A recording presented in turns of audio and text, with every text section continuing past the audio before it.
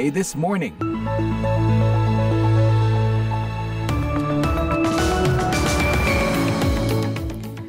Halo pendengar VOA, bagaimana kabar Anda? Tentunya sudah siap berakhir pekan ya? Happy weekend untuk Anda semua. Selamat memasuki bulan Maret. Sebentar lagi bulan Ramadan bagi umat Islam dan juga masa Prapaskah bagi umat Kristiani. Tahun ini hari perayaan Paskah mendahului Lebaran ya. Baiklah pendengar, langsung saja kami buka acara VOA This Morning ini bersama saya Puspita Sariwati ditemani produser Bani Rahayu. Berbagai berita dan info menarik kami sajikan, di antaranya lebih 100 warga Palestina tewas ditembak ketika antri makanan. Kami berlari menuju ke bantuan makanan yang tiba untuk mendapatkan sedikit bantuan itu. Tentara dan tank-tank menembaki kami. Beras mahal, pemerintah didorong gencarkan diversifikasi pangan. Idealnya diversifikasi itu terjadi pada pangan yang berbasis produksi lokal, produksi kita sendiri, itu bukan berbasis pada impor. Pendengar, siaran ini juga dapat Anda ikuti secara live streaming di www.voaindonesia.com atau simak dalam podcast VOA This Morning episode hari ini di podcast langganan Anda atau simak di akun YouTube VOA Indonesia. Kini kami sampaikan berita dunia. Pendengar, Perdana Menteri Israel Benjamin Netanyahu hari Kamis mengatakan terlalu dini untuk menyebut apakah Israel akan menyetujui gencatan senjata dan kesepakatan pertukaran sandera dengan Hamas yang akan membukukan perang yang sedang berlangsung. ומוקדם מדי לומר, חרף הרצון שלנו, אם נשיג בימים הקרובים מתווה שחרור נוסף. Kami sedang melakukan upaya-upaya besar untuk berhasil mencapai kesepakatan itu, katanya. Namun menambahkan bahwa pemerintahnya tidak akan tunduk pada tuntutan-tuntutan Hamas. Ditambahkan, kami bertekad untuk membawa kembali semua sandera dan atau tanpa kesepakatan, kami akan bertempur hingga mencapai kemenangan penuh.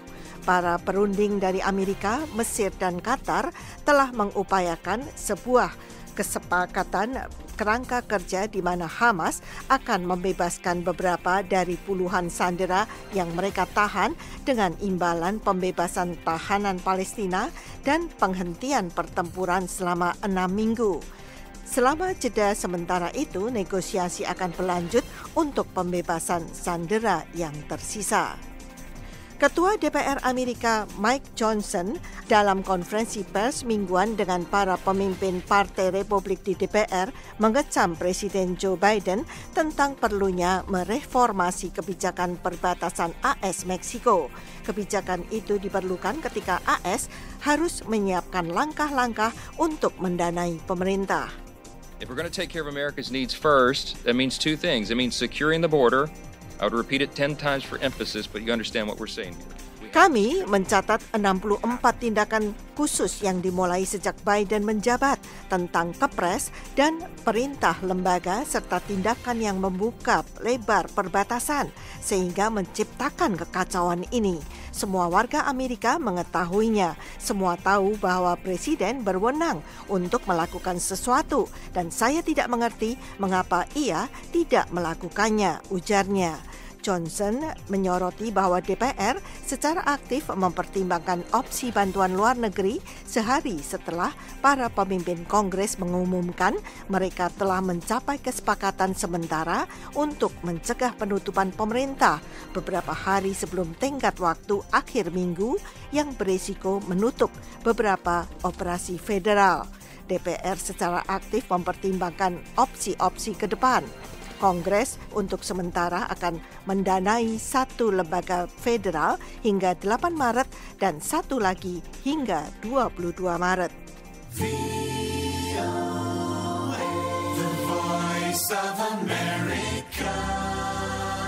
Dalam beberapa pemilihan pertama, calon presiden dari Partai Republik tidak menunjukkan tanda-tanda bahwa Trump memperluas koalisinya. Jika kita melihat di media sosial, tim kampanye Trump mengatakan bahwa pihaknya sedang membuat terobosan ke pemilih warga kulit hitam dan Hispanik. Namun sejauh ini, sekitar 9 dari 10 pemilih Trump adalah warga kulit putih. Kantor berita Associated Press belum melihat adanya bukti naiknya jumlah pemilih kulit hitam atau Hispanik yang memilih Trump. Josh Bock dari kantor berita AP mengatakan, Here's the big thing, the first few GOP presidential contests tell us about Donald Trump's chances in November. That big thing. Ini hal penting dari hasil beberapa pemilu Presiden Partai Republik untuk kita tentang peluang Donald Trump pada bulan November. Hal penting itu adalah sejauh ini kita belum melihat tanda-tanda Trump memperluas koalisinya. Kita belum melihat bukti peningkatan penyertaan pemilih warga kulit hitam atau Hispanik. Dan yang kedua, kita melihat Trump berbagi suara di wilayah pinggiran kota dengan mantan gubernur South Carolina, Nikki Haley. Trump tertinggal dibandingkan Haley dalam hal meraih dukungan dari lulusan perguruan tinggi. Pemimpin redaksi surat kabar independen terkenal Rusia, Novaya Gazeta, ditahan di Moskow hari Kamis dengan tuduhan mencela angkatan bersenjata Rusia, kata surat kabar itu. Sergei Sokolov ditahan oleh petugas dari Pusat Pembatasan Ekstremisme Rusia, kata Novaya Gazeta. Pendengar, sekian berita dunia, saya Puspita Sariwati, VOA, Washington.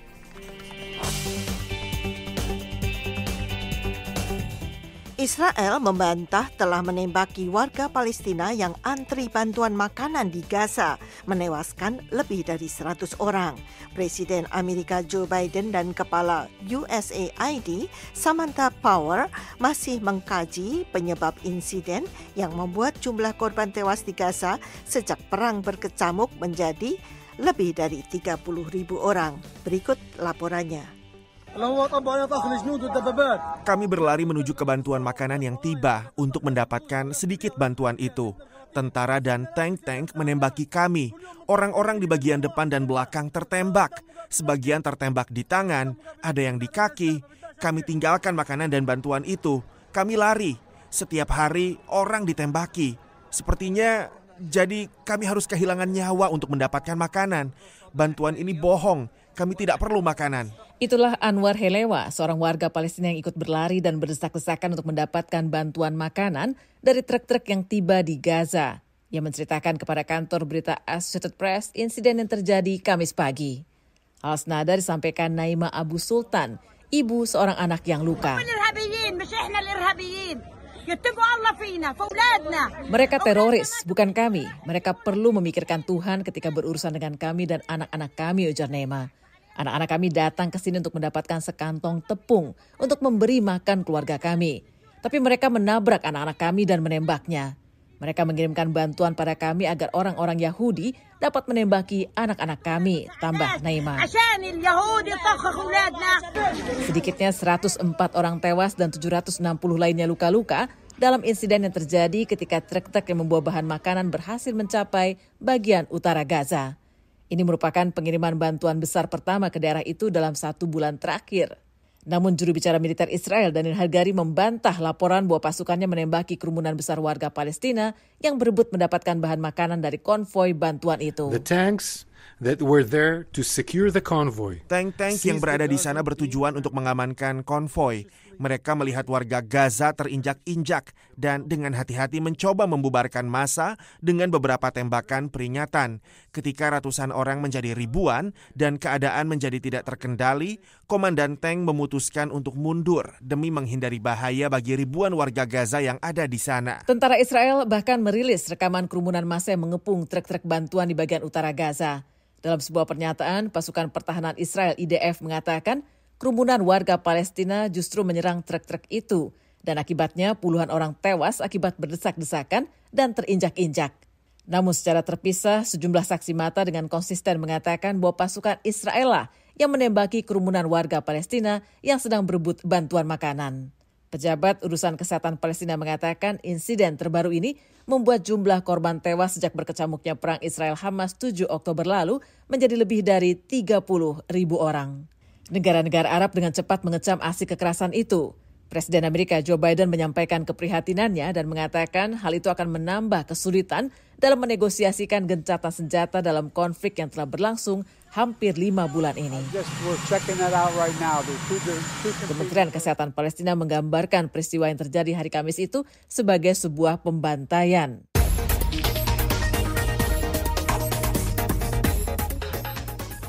Dalam pidato kenegaraannya hari Kamis, Presiden Rusia Vladimir Putin memperingatkan NATO akan resiko pecahnya konflik senjata nuklir apabila mereka mengirimkan pasukannya ke Ukraina. Sehari sebelumnya, istri mendiang pemimpin oposisi Rusia, Alexei Navalny, meminta Parlemen Uni Eropa berinovasi dalam melawan Putin. Presiden Rusia Vladimir Putin mengatakan kepada negara-negara anggota Pakta Pertahanan Atlantik Utara alias NATO pada Kamis bahwa jika mereka mengirim pasukan ke Ukraina, bukan tidak mungkin konflik nuklir akan terjadi. Putin menambahkan Rusia harus memperkuat distrik militernya di sebelah barat, mengingat Finlandia dan Swedia telah bergabung dengan NATO. Заговорили о возможности отправки на Украину натовских военных контингентов. Mereka membahas kemungkinan untuk mengirim pasukan militer NATO ke Ukraina. Tetapi kita ingat nasib mereka yang dulu mengirim pasukan ke negara kita. Kini konsekuensi kemungkinan intervensi itu akan jauh lebih tragis. Dan mereka harus paham yang mereka lakukan sekarang mencoba menakut-nakuti seluruh dunia berisiko memicu konflik senjata nuklir yang berarti kehancuran peradaban. Tidakkah mereka memahami hal ini? Awal pekan ini, Amerika Serikat dan sekutu-sekutu utamanya di Eropa menegaskan bahwa mereka tidak memiliki rencana untuk mengirim pasukan darat ke Ukraina. Hal itu mereka sampaikan setelah Prancis mengisyaratkan adanya kemungkinan untuk mengirim pasukan ke sana. Pernyataan Putin disampaikan dalam pidato kenegaraannya di hadapan parlemen dan pejabat Rusia hari Kamis menjelang pemilu beberapa minggu ke depan yang diprediksi akan kembali dimenangkan olehnya. Sementara itu, pada hari yang sama, Parlemen Eropa mengadopsi resolusi yang menentang penindasan politik di Rusia dan kematian pemimpin oposisi Rusia Alexei Navalny. Istri mendiang Navalny, Yulia Navalnaya, pada hari Rabu juga berpidato di Parlemen Eropa untuk meminta blok beranggotakan 27 negara itu menentang Putin. If you really want to defeat Putin, you have to become an innovator. Jika Anda benar-benar ingin mengalahkan Putin, Anda harus menjadi inovator. Anda harus berhenti bersikap membosankan. Anda tidak dapat menyakiti Putin dengan resolusi atau paket sanksi lain yang tidak ada bedanya dengan yang terdahulu. Anda tidak bisa mengalahkannya dengan pemikiran bahwa ia adalah orang yang berprinsip, memiliki moral dan aturan. Dia tidak seperti itu, dan Alexei sudah sejak lama menyadari hal itu. Anda tidak sedang berhadapan dengan seorang politisi, tapi seorang monster berdarah. Pada kesempatan itu, Yulia menyampaikan bahwa pemakaman suaminya akan dilakukan di Moskow pada hari Jumat 1 Maret. Ia tidak tahu apakah polisi akan menangkap para pelayat yang hadir. Navalny meninggal pada usia 47 tahun di penjara federal Rusia yang berada di dekat lingkar Arktik Siberia pada 16 Februari, ketika menjalani hukuman 19 tahun penjara atas dakwaan ekstremisme. Pihak berwenang menetapkan pendukung Navalny sebagai ekstremis yang didukung Amerika Serikat. Rifan Dwi Astono, VOA, Washington.